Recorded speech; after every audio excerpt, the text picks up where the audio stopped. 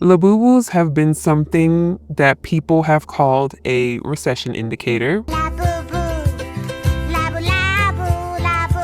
And recession indicator has been kind of a meme. It's a joke. It's a reference to indicate that things are bad. And here's how you can tell that the economy is specifically bad by what people are spending their money on.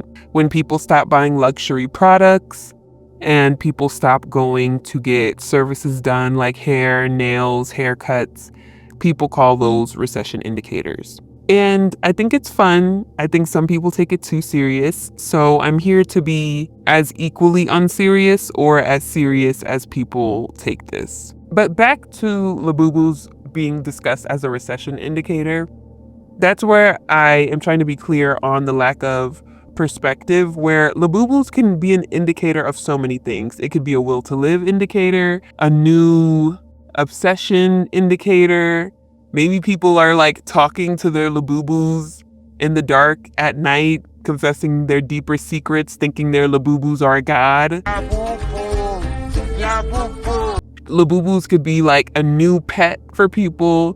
Labubus are getting tattoos, they're getting their nails done. Labubus can just simply be a new creative outlet for certain people. That could be the epidemic. Labubus don't have to necessarily be a recession indicator, and all the things that a Labubu can indicate could be trending just as much. But I feel like for things to trend, you have to have a mass amount of people agree to give that their time. And it's hard for people to focus elsewhere and validate the same opinion. All you have to do is hear the same opinion over and over again, and it gains a level of legitimacy. And people typically don't question, like, why do we have to think in these terms? A lot of people just go with it. So to me, Labubu's blind unboxing and the light gambling that it is, it speaks more to people wanting to have fun. I think Labubus are more of a sign that people want to have fun. I think people who take Labubus and blind unboxings too serious as a recession indicator or people are gambling, I think those people fail to have a different perspective on the apps that they spend way too much time on.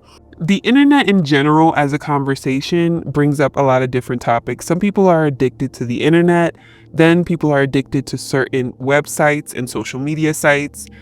And if you can choose how you want to see the internet, I want to see it as a place where you come for different perspectives, you can have a good time and log off. You can get educated and log off.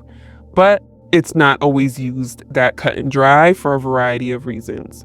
I think people truly lack different perspectives and regurgitate the same opinions over and over again and get passionate about opinions as if they're real, as if they're fact. You hear an opinion enough and you adopt it as fact. So I think people having a lot of fun about blind unboxings is more of people looking to the brighter side, taking things more lightly, dabbling in some gambling, and on the scale of like horrible gambling, I think horse betting, parlays, casino culture can be worse than buying a bunch of Labubus and hoping you get a secret or whichever one you're hoping to get.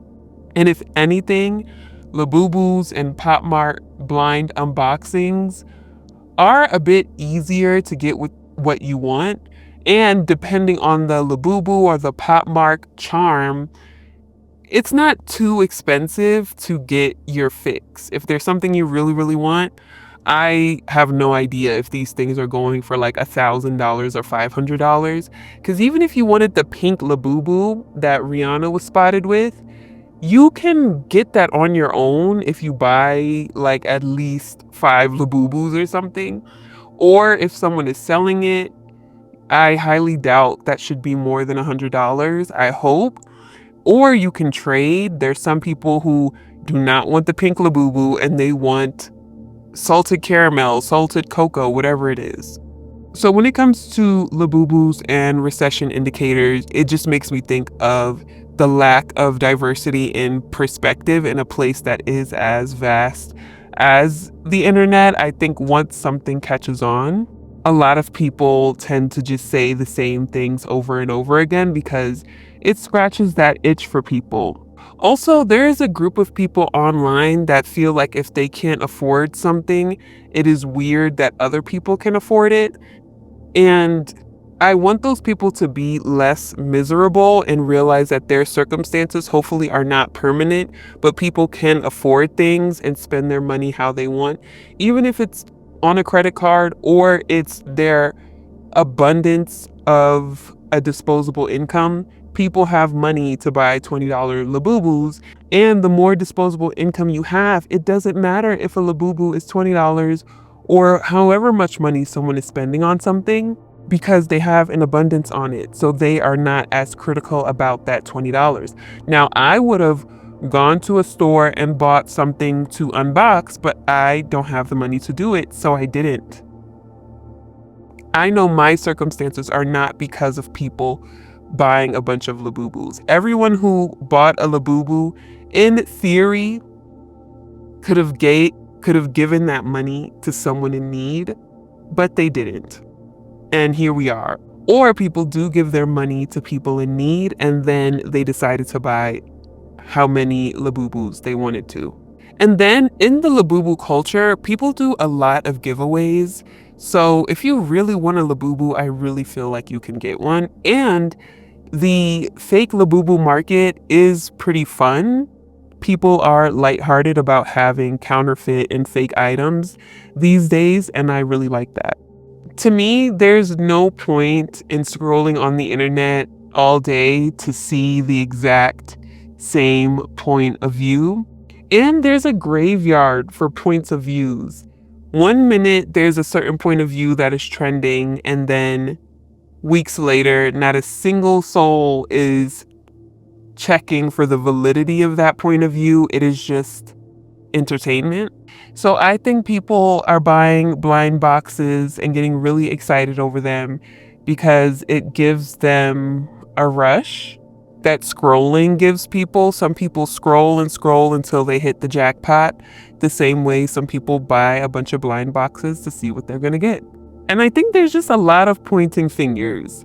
It is a series of Spider-Man memes on the internet all day because everybody is ready to give their thoughts on someone doing the exact same thing that they are doing, but just in a different outfit, flavor, in a slightly different mask. So how do Labubu unboxings go? Or any PopMart unboxing? And I can give you some history, the little that I know. So when people buy a Labubu specifically, they go to PopMart or they go to any valid PopMart charm seller. And when you get your box, people usually set up their camera and they tell the camera what flavor they want or do not want. And then people open the box, and then once they have the lid open, people typically close their eyes because at the bottom of your box is a sticker. So people take out the plastic and they open it. It's usually an ASMR moment. I don't like the tapping of the boxes. They rip open the plastic, they show the camera what they got while their eyes are still closed, and then they open their eyes to see if they got what they wanted. At that point, people are really excited and different, but overall enjoy the experience of a surprise. Now, when it comes to these PopMart charms, usually there are like a bunch of different characters and things you can get, but all of them have a secret. And a secret is usually like 1 in 20 or 1 in 60 or whatever. There are some people who open up a secret for their very first blind box. There are some people who open up a secret and they might not want the secret. But overall, it's exciting for people to watch the Labubu unboxings as well. I even enjoyed a couple of them. I saw Labubu in real life before I saw an unboxing. I would see people talking about the charms and they scared me at first. And look at me talking about scaring people. I saw Labubu in real life because my nieces and nephews had one and it was very creepy looking. And then I started to see Labubu unboxings. And this is something multi-generational. You have the elderly all the way down to kids that can talk, that are excited to get Labubus and unbox them. And you can also dress them up. So Labubus have been popular before the unboxing trend. There are people who've already had collections while they were easy to get, and then they've become harder to get within the last few months, but I think they might start getting easier to get soon. Some people talk about them being similar to like the plushie babies trend or whatever, because there are going to be people who have a bunch of Labubus and then maybe in like 2 years you'll start seeing them in the thrift stores or something. But either way, it's exciting. It's a part of the culture right now. And I think there are a lot of people that think they're just too good to enjoy what other people are enjoying because they feel like they should be doing something better with their time. And I really feel like the people who look down on people having a good time usually are doing nothing themselves, or they're in a really bad space where they cannot understand people who do things different from them. And it's really, really important to surround yourself with people who think different and have different interests. And sometimes some people can't respect that other people are going through different things. The same way there are some people who are going through a phase where they're annoyed at people being excited about little bears. There are other people who are excited about the little bears, and you both just don't see where each other is coming from, which is fine. And you never know what these little toys do for people. I think that's the irony and the cognitive dissonance people have, that love people so much that they feel like the money you're giving to Labubus can be going to helping someone, but the Labubus can actually be helping someone. It can be helping someone find joy in life, which is invaluable. It's priceless. Collecting things makes some people very happy. It gives them a stamp on who they are in society. You can pass down a collection. You can look at a collection and give you so much joy. Who knows why people like collections? I collect something specifically and it really makes me happy, and I love always finding a new thing to add to my specific collection. So instead of me trying to be like a contrarian, I do always, when I see something trending or something being really pervasive, I just try to look at it in different fun ways that other people might think is insane, but can be really refreshing. Like even the things that I'm doing right now, a lot of people might think it's insane, but for me, it's extremely refreshing to practice that level of free will, to know that there are certain things that I can just do and talk about and think differently. And those things could be just as real and valid as the things that other people find normal. The things that people find normal are just things that we've agreed on seeing a lot and thinking it's cool. So I hope people do that. I hope anytime something is trending, something that people are buying a lot, people also don't jump to hyper consumption or overconsumption, because the thing is, a lot of people have it twisted on what overconsumption is. If you see 1,000 people who are addicted to shopping, that is not a crisis. Overconsumption is way bigger than people who are obsessed with doing $500 Shein hauls or buying 50 boxes of Labubus. That impact is so tiny, and there are people who are like really rabidly angry at overconsumption, to the point where if someone was to buy 5 Labubus or even 10, they would call that toxic overconsumption and just bad behavior. And to me, that's unhealthy and unwell to think that. Me, on the other hand, I understand that overconsumption is bigger than a trend sweeping the nation and people collecting it. Now, when it comes to Stanley cups, I do think it's weird that something as like heavy duty as a Stanley cup has been collected in mass numbers, but I also don't think it's pervasive. I don't think 1 in every 10 people have 50 Stanley cups. And I think that the people who do have the money to have 50 Stanley cups overconsume in different ways other than Stanley cups. Like they might be using a lot of energy, a lot of gas. Their carbon footprint might be high, but I am not going to care about the Stanley cups per se. And these things come in and out of style. They end up in thrift stores. Someone could find it if they really want it.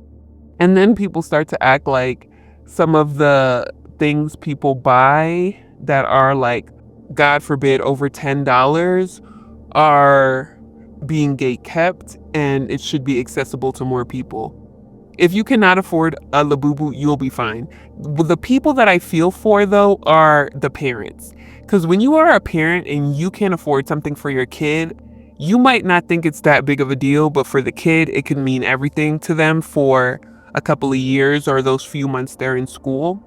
So when it comes to overconsumption and trends, if your kid really wants that thing, get it for them because it will mean so much to them while they're in school. I think that's important. Like if I had a kid and they wanted a Stanley Cup, I'm gonna have to get my kid a Stanley Cup if all the kids have Stanley Cups, and that will make my kid feel seen. I'm not going to try to use this as a lesson to be like, oh, you are amazing without a Stanley Cup and a Labubu. Meanwhile, my child is going to school ridden with anxiety and feeling sick because they don't fit in and people are making fun of them. This is not going to be a revolutionary moment to stop bullying.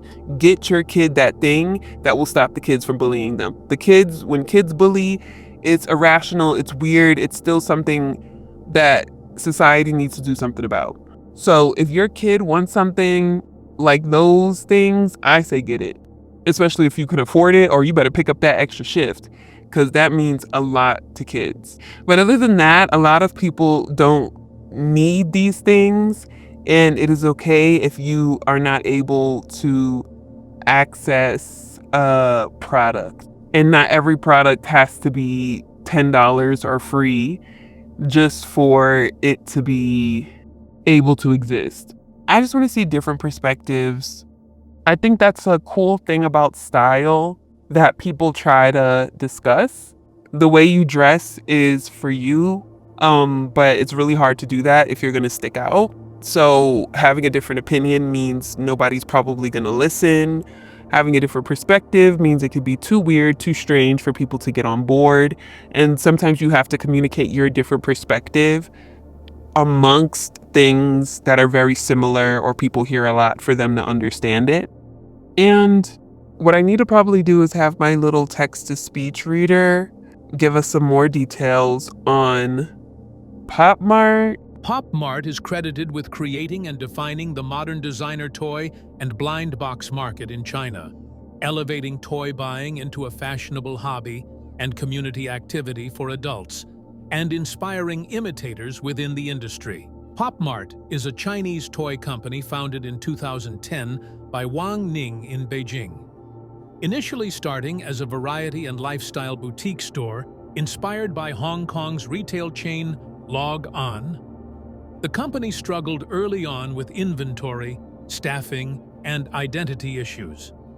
By 2014, it was nearing bankruptcy. Wang Ning then shifted the brand's focus from general merchandise to collectible designer toys, particularly in the blind box format, where buyers purchase toy figurines without knowing which specific model they will receive. How much money has PopMart made? PopMart is expected to generate around 30 billion RMB, approximately $4.2 billion USD, in revenue for the full year of 2025, according to the consensus forecast by 29 analysts covering the company. This reflects a strong growth outlook, with a revenue increase of about 130% compared to the previous 12 months.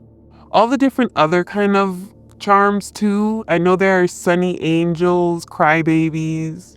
There's been some Powerpuff Girl ones. There's some Stitch ones, SpongeBob. I personally do not want a Labubu. I might want one of the Crybaby ones. I might want a SpongeBob one. I don't know. I would take any as a little surprise gift. I think it would be so cool to unbox one.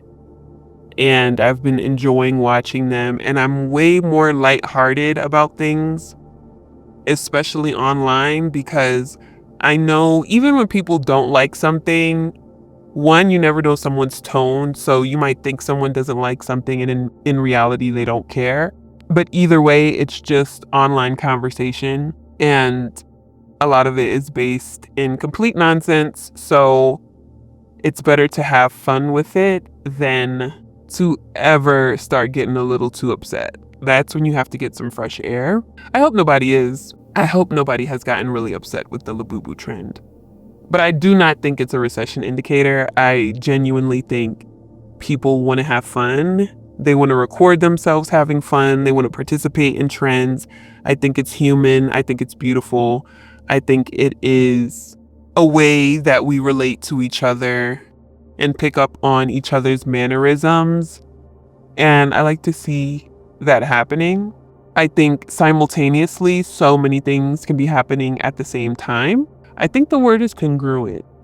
So, one thing that I will really enjoy about the first half of this year is that people have become obsessed with blind boxes and charms and being really childlike, especially if you are no longer a child, getting very excited about Labubus. And I really hope people's Labubus don't get dusty and they stay alive and they stay a cute bag charm for as long as possible. And whatever trend people move on to, I think it will be an indicator of a dopamine hit and people being less depressed, I hope.